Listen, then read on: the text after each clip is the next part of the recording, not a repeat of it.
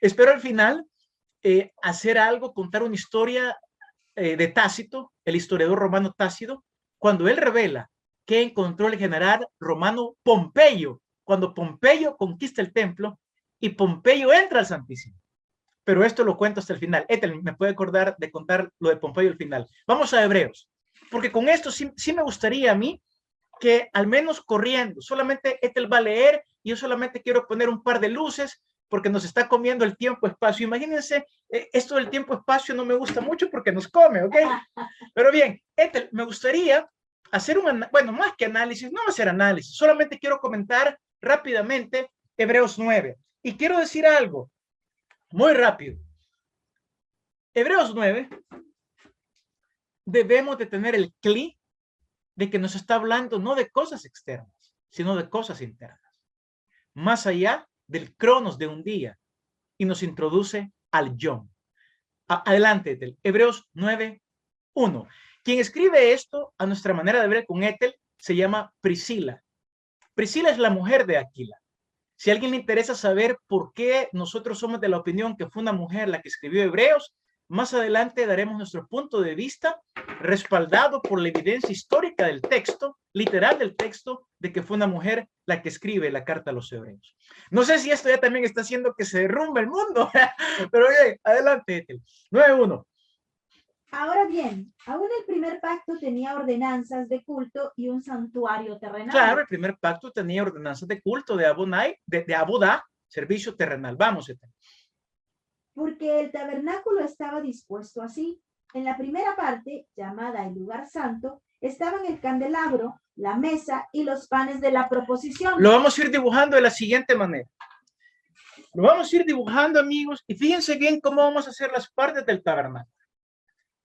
Cuando enseño Cábala y enseño los primeros meses, me gusta comenzar simplificando las cosas sin profanar las cosas. Pero lo que hago es dibujar una línea. Y pongo un punto acá.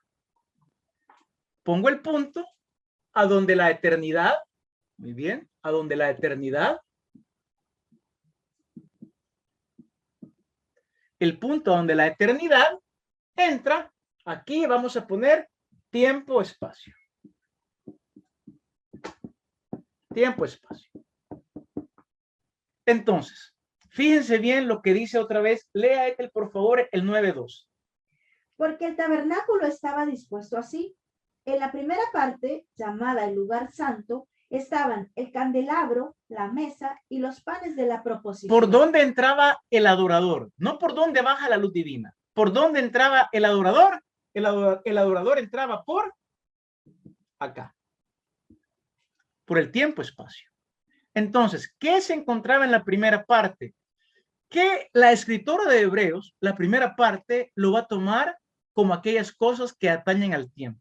Muy bien. ¿Qué encontraba? En el tiempo-espacio, de este lado, encontraba la menorá. ¿Qué otra cosa? La mesa.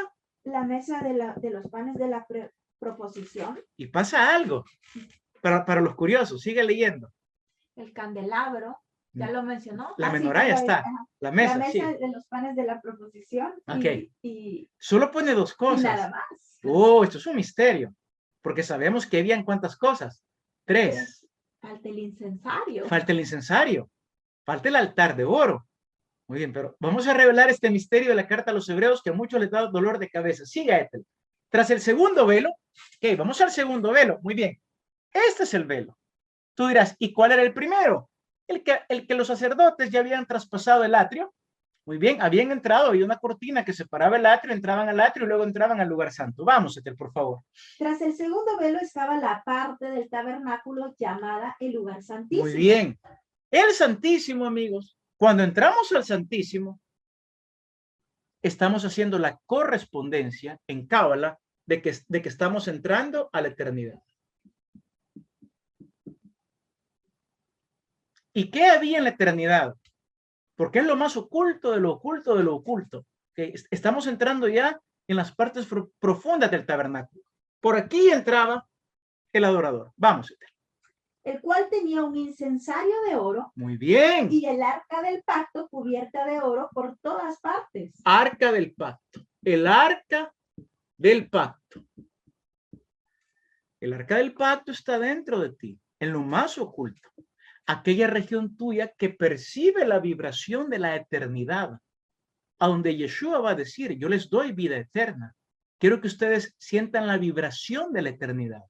Entrar en contacto con el arca sagrada significa, y descubrir que las tablas están adentro de ti, significa que estás vibrando con la potencia de las tablas eternas. Claro, aquí surge una pregunta. ¿Por qué el incensario, lo que es igual al altar de oro, por qué lo sitúa aquí la escritora de Hebreos? ¿Saben por qué? El mismo texto lo va a decir. Sigue leyendo. El cual tenía un incensario de oro y el arca del pacto cubierta de oro por todas partes, en la que estaba una urna de oro que contenía el maná, la vara de Aarón que reverdeció y las tablas del pacto. Muy bien, siga. Y sobre ellas los querubines de gloria que cubrían el propiciatorio, de las cuales cosas no se puede ahora hablar en detalle. No se puede porque nos llevaría toda la mañana y también aquí al autor de Hebreos. Siga. Y así dispuestas estas cosas en la primera parte del tabernáculo, entran los sacerdotes continuamente para cumplir los oficios del culto. El pueblo llegaba hasta los atrios. ¿Quiénes entraban aquí? Los sacerdotes. Ok, siga, Ethel. Pero en la segunda parte, solo el sumo sacerdote, una vez al año, no sin sangre, la cual ofrece por sí mismo y por los pecados de ignorancia del pueblo. Esa una vez al año, ¿qué día era? Yom Kippur. Yom Kippur. Muy bien. Hemos también descubierto no el error que tiene Hebreos, como alguna gente dice. Y he escuchado esta expresión. El que escribió Hebreos, que a nuestra manera de ver fue la que escribió Hebreos, va a decir, no conoce nada de Torá, porque sitúa el incensario, lo ha puesto con el arca. Lo que sucede es que el contexto de Hebreos nos revela que se está hablando del día de expiación. Y era el único día en que el sacerdote movía el altar de incienso, que levantaba humo al Santísimo, con tal de tener doble velo para no ver el arca. Imagínense qué hermoso. Ahora, aquí ya pasan varias cosas. Miren, amigos, el hombre común, es decir, nosotros, para llegar al santo, tenemos que quitarnos la vestidura del ciudadano común y ponernos la vestidura del sacerdote, del Cohen. Para entrar en contacto con el lugar santísimo, con lo eterno, tenemos que ponernos encima la vestidura del sumo sacerdote, la de Tiferet, la que tú llevas por dentro. Por eso el Nuevo Testamento nos va a llamar a todos, no a 2 que 3 ungidos. Vosotros sois real sacerdocio. Para entrar al Santísimo, debemos de sacar al sumo sacerdote que todos llevamos dentro. Porque también la Cábala revelará un gran secreto. No solamente tú eres una chispa del Mesías, no solamente tú eres un fragmento del Ein Sof, tú también eres una pequeña chispa del sumo sacerdote. Y así entramos. Y sigue leyendo, Ethel, porque esto se va a poner muy bonito. Dele. Claro. Y también encontramos eso en Éxodo, cuando dice, los he constituido un pueblo de sacerdotes. Reyes y sacerdotes. La mística nos ayuda a comprender qué significa eso. Y solo desvistiendo al siervo de afuera, llego al rey que está dentro. Vamos, Ethel. El 8, voy con el 8. No, vamos al 7, vamos al 7, sí, okay. Porque me gustaría decir aquí entonces, ¿qué es pecado para la Cábala? 7, por favor, vamos. Pero en la segunda parte, solo el sumo sacerdote, una vez al año, no sin sangre, la cual ofrece por sí mismo y por los pecados de ignorancia del pueblo. Muy bien, amigos, en Cábala, ¿qué es pecado? La ignorancia. Los pecados de ignorancia. ¿Ignorancia de qué? Ignorancia de que hay algo más allá del tiempo y espacio. que se llama lugar santísimo, a donde se congela tu reloj y entras a la eternidad, a descubrir el arca dentro de ti que te lleva a los mundos superiores, como Cordovero diría, el tiempo fuera del tiempo, a donde te das cuenta que la ley más profunda no es una que te imponen de adentro para afuera, que esa ley profunda de adentro para afuera, sí, no, perdón, de afuera para adentro, perdón, de afuera para adentro, sirvió en un momento de niñez, pero en un momento de madurez has descubierto algo, el rabino, el maestro interno, eres tú. Entonces, ¿cuáles son los pecados? Ignorancia, falta de edad, tal como el texto lo dice, en una lectura mística, los pecados de ignorancia. Llegó el tiempo del conocimiento, de que se abra el velo a las cosas eternas. Siga, Ethel, por favor. Hoy sí vamos al 8 y aquí pasa algo fascinante. El autor o la autora nos va a dar el sod. No tenemos que inventar esto. Vamos, Ethel, por favor. El 8. Dando al Espíritu Santo a entender. Dando al Espíritu Santo a entender. Nos va a abrir la mente, el entendimiento, la biná, el Ruach HaKodesh nos va a dar a entender. ¿Qué cosa? Con esto que aún no se había manifestado el camino al lugar santísimo, entre tanto que la primera parte del tabernáculo estuviese en pie. No se había manifestado el camino. Entre tanto, la primera parte del tabernáculo, ¿qué es la primera parte del tabernáculo? Es el tiempo-espacio. Entre tanto, el tiempo-espacio estuviera en pie, no se había manifestado el camino para entrar a la eternidad. La ignorancia del pueblo acá impedía que ellos entraran en contacto con las energías eternas. Porque para entrar en contacto con las energías eternas hay que trascender la primera parte. ¿Y qué es la primera parte? El tiempo-espacio. Y quiero decir algo de la física y aclarar algo. Yo no soy físico. Lo que tengo es un bachillerato físico-matemático. Un poquito sé de física. Y lo que sé de física me ayuda a comprender quizás un poquito que lo quiero compartir con ustedes. ¿Cuál fue el gran descubrimiento de Einstein? El gran descubrimiento de Einstein fue que había una cosa absoluta, la velocidad de la luz, número 1. Lo demás, el movimiento de las demás cosas era relativo, dependiendo del observador, dónde estaba situado y cómo lo medía. Pero había una cosa que era absoluta, la luz, la velocidad de la luz, número 1. Pero número 2, también esa velocidad de la luz de 300,000 kilómetros por segundo resultaba ser que era la velocidad más rápida. Según Einstein, nada podía sobrepasar esa velocidad. Y ¡boom! Einstein destronó la física de Newton. Destronar a alguien no significa anularlo. Significa que tú construyes sobre las ideas de los gigantes de antaño. Siempre que estudies cábala, nunca vayas a olvidar esto. Cuando un cabalista dice, hay que destruir el Cronos, significa, vamos a construir en eternidad, apoyados sobre los hombros del reloj cronológico. El punto es que si le creemos a Albert Einstein, tenemos que cambiar, modificar nuestras ideas de tiempo-espacio.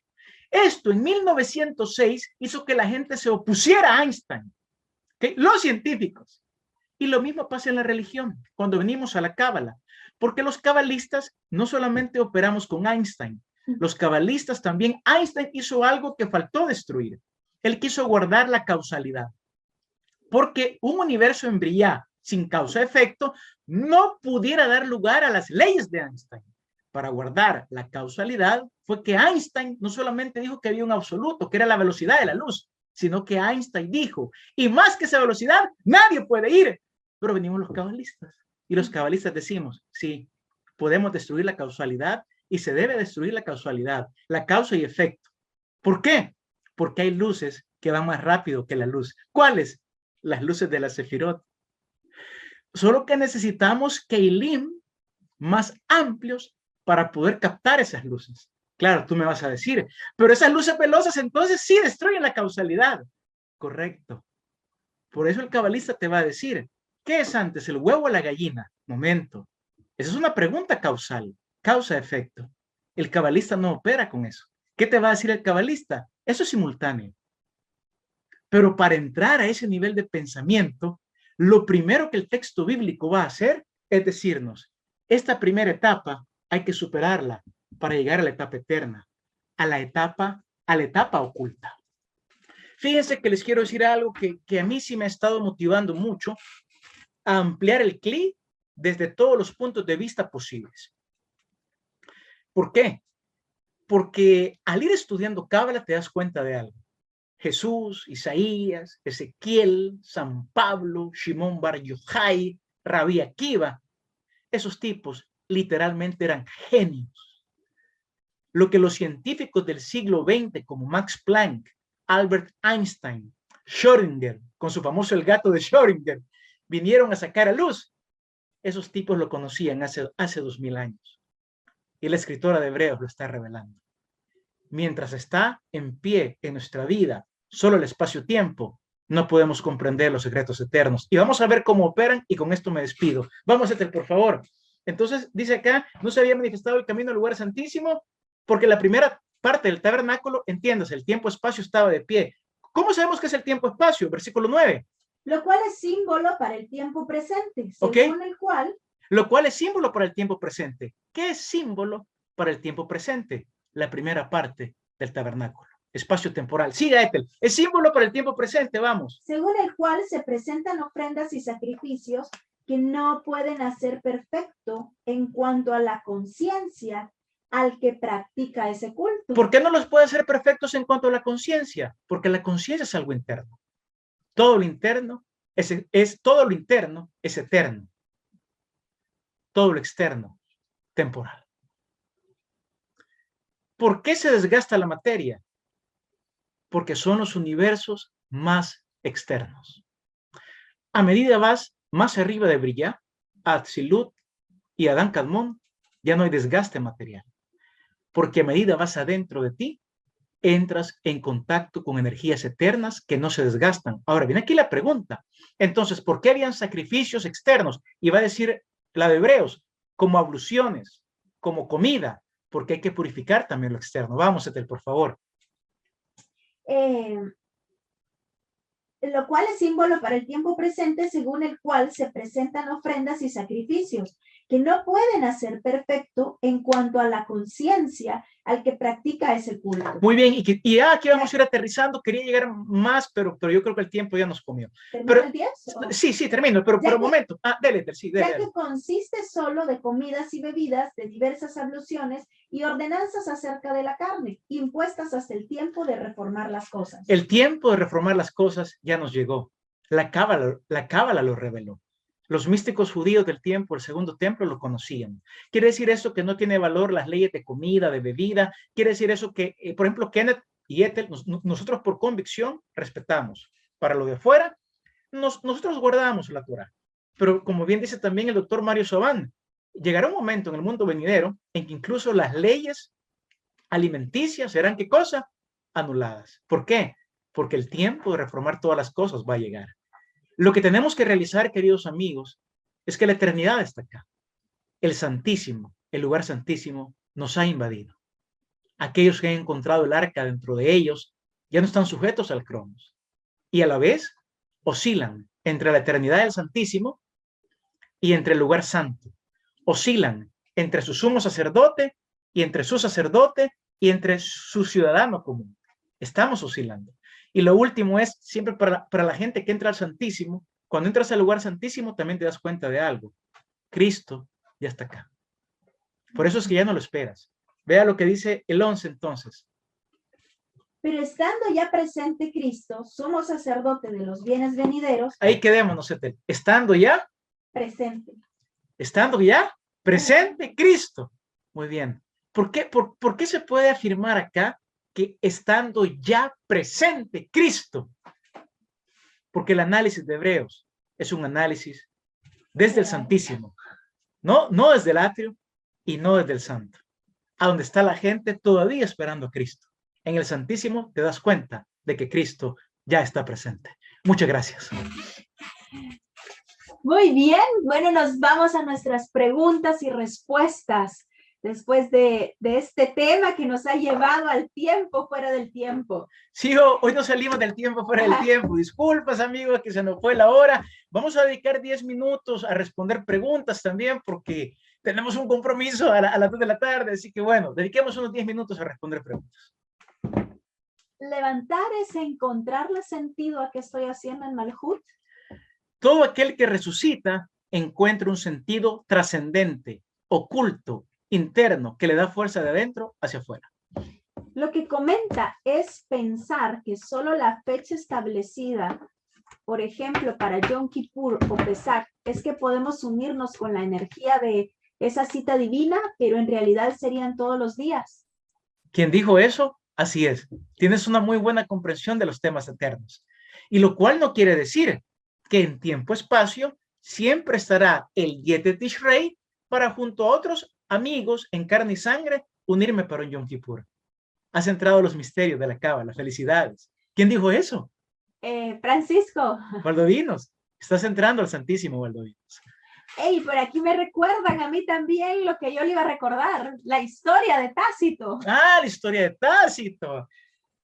Bueno, si la cuento, nos despedimos con la historia de Tácito. Ahí acabamos ya. Si quiere, bueno, 2 preguntas más y vamos a la historia de Tácito. Cuando se menciona que tenemos que trabajar con la cabeza, ¿a qué se refiere? ¿A la cabeza del corazón? Nos referimos a que en la cabeza, en el Rosh, vas a encontrar la raíz de todas las cosas.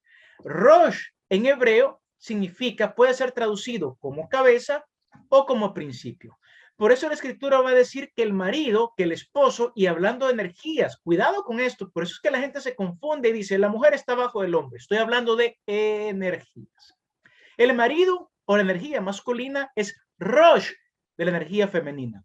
Pero ¿por qué es cabeza lo masculino a lo femenino? Es sencillo, porque en Cábala comprendemos que lo masculino da y lo femenino recibe. Entonces, ¿qué es ir a trabajar a la cabeza? Ir a trabajar a la cabeza es tratar de llegar al origen. Por eso el cabalista va a poner mucho énfasis en volver a la unidad, elevarnos desde la fragmentación a la unidad. Eso es ir a la cabeza. Voy a leer algunas y vaya rápido porque es que están súper buenas estas preguntas, ¿verdad? Okay. Bueno, dice, entonces, Lucas 24, 44, 45, cuando habla de que Jesús les abrió el entendimiento después de contarles todo lo de Moisés, dice, Yeshua les abrió la mente para que entendieran las escrituras, es decir, tener conciencia Aleph para entender lo encriptado. ¡Felicidades! ¡Qué alegría! Les abrió la mente. Les dijo, tienen que modificar su percepción del espacio-tiempo para entrar a la eternidad. Fue lo que dijo Einstein en 1906 con la teoría de la relatividad especial y luego con la teoría de la relatividad general. Queridos amigos, si quieren todavía algo más que apoye la Cábala, hay que estudiar un poco de física. Lo cosmogónico de la Cábala es la física moderna. El pensamiento y presencia divina de los mundos superiores se reflejan en la dualidad de forma distintas, como las 3 cortinas del tabernáculo, pero son lo mismo. Y podría ser que la gematría es una pista o atajo para que nos demos cuenta de que son lo mismo. No es una pista o atajo, es la manera como te das cuenta. ¡Felicidades! ¡Qué tremenda alegría! Así es, correcto. Estamos teniendo el mérito de entrar a las cosas ocultas de la Cábala. Así es, tal como tú lo escribiste. ¿Cómo santificamos lo interno? Primero, dándote cuenta de algo muy importante. Hay cosas que santifican lo externo. Muchas gracias por esa pregunta. ¿Qué cosas santifican lo externo? Me encanta esa pregunta. Lo externo lo santifica, por ejemplo, el día de ayer fue Shabbat. Bueno, estamos en Shabbat. Para lo externo hay ciertas ceremonias. Lo he repetido varias veces. Etel y yo cumplimos o hacemos con buena intención lo externo del Shabbat. Pero eso es lo externo. Pero por dentro, si enciendo 2 velas en Shabbat, debo de encender las velas dentro. Entonces, en lo externo, ¿qué te ayuda? La letra del mandamiento. Y en lo interno, ¿cómo limpias? Con el sentido del mandamiento. Muy bien, quiero poner un ejemplo. No cometerás adulterio. Mandamiento del decano. La letra, ¿qué es? Yo no quiero fallarle a Etel, porque fallarle a Etel, fíjense bien, amigos, lo que voy a hacer. Es que no es que engañe a Etel, me estoy engañando a mí mismo. Y por fuera, ¿cómo lo cumplo? Cuando mi carne, el atrio, cuando mi carne, por decirlo así, ya que yo pacté con Ethel y también firmé un documento de que yo le quiero ser fiel, cuando mi carne toca otra carne que no es mi carne, pero eso es por fuera, aparece Rabbi Yeshua. Rabbi Yeshua va a limpiarlo de adentro y va a decir, ah, ustedes oyeron la carne, no juntar. ¿Quieres limpiar adentro, Kenneth? Pero si tú por dentro la deseas, por dentro te contaminaste en adulterio. Entonces, ¿quién es el encargado de limpiarme por dentro? Solo yo. ¿Y hasta qué punto sé que me estoy limpiando? Eso es algo muy profundo, es solo mío. A Ethel yo la puedo engañar por fuera, pero no por dentro. Y es más, en un análisis muy oculto, ni siquiera estoy engañando a Ethel, me estoy engañando a mí mismo. Se nos enseñó que el sacrificio de Jesús en la cruz abolía todos los sacrificios. ¿Por qué seguimos los rituales y ayunos? Queridos amigos, para explicar el sacrificio de Jesús, esto nos llevaría mucho tiempo. Hay una profundidad esperando ser descubierta y yo sé que ustedes la van a descubrir. No podemos entrarle así ahorita, en este momento. Pero solo quiero decir un par de cosas. Vuélvame a repetir la pregunta, Ethel. O ya se le perdió. Se nos enseñó que el sacrificio de Jesús en la cruz abolía todos los sacrificios. Momento. No, no es cierto. No es cierto. Y aquí va a pasar algo muy interesante. Miren, queridos amigos, si queremos aprender Cábala, debemos de hacer lo que Einstein hizo con Isaac Newton.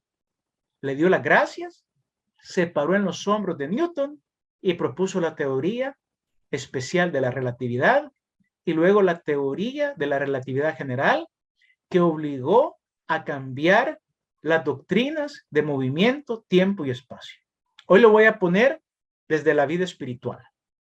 Ok, la comunidad científica odió a Einstein porque los dogmáticos no solamente están en las iglesias, los dogmáticos también están en la ciencia. Aquellos que no se quieren abrir al punto de decir, pero en un agujero negro, ni Einstein te funciona ya. Oye, pero eso lo dejamos para otro día. Pero el punto es que la religión funciona igual o el conocimiento funciona igual en la espiritualidad. Cuando vamos a estudiar Cábala tenemos que entender algo. Le vamos a agradecer a los evangélicos, les vamos a agradecer a los católicos y les vamos a agradecer al judaísmo rabínico. Pero los cabalistas o los que buscamos la espiritualidad, venimos a subirnos sobre lo que ellos nos dieron, a trascender esas ideas. Y claro, alguien dirá, pero eso exige modificar el tiempo-espacio. Para ti es modificar doctrinas. Sí, queridos amigos. Y a veces no solo modificar lo que creíamos, a veces implica destruirlos, porque en las magnitudes del Santísimo, en las magnitudes más allá de los agujeros negros, las doctrinas humanas no nos sirven. Muchas gracias. Historia, entonces. La historia de Tácito, de Tácito. Bueno, siéntense bien y aquí vamos. Pompeyo conquista Jerusalén y el general entra al lugar santísimo. Y lo que experimenta Pompeyo está registrado por Tácito, ese historiador de antaño. Pompeyo entra al Santísimo y Pompeyo va a decir lo siguiente. Al entrar, lo primero es un lugar oscuro. Primera cosa, dice Pompeyo, era un lugar muy oscuro. Claro, porque la menorá, el candelabro, ¿a dónde está? La luz está afuera, en el espacio-tiempo. A medida tú vas adentro, a donde está Dios, ahí no hay luz, amigos. Ahí hay oscuridad. Por eso el texto va a decir, y lo platicaba aquí con Fernán Clemente, él me mandó una captura de pantalla de Éxodo, que Dios habita en la oscuridad. Así es, no en la luz. Entonces, cuando llega Pompeyo, dice, el lugar era oscuro, dice, y no vi la imagen de ningún Dios. Era un lugar, el Santísimo, vacío, un espacio vacío y misterioso. Shalom.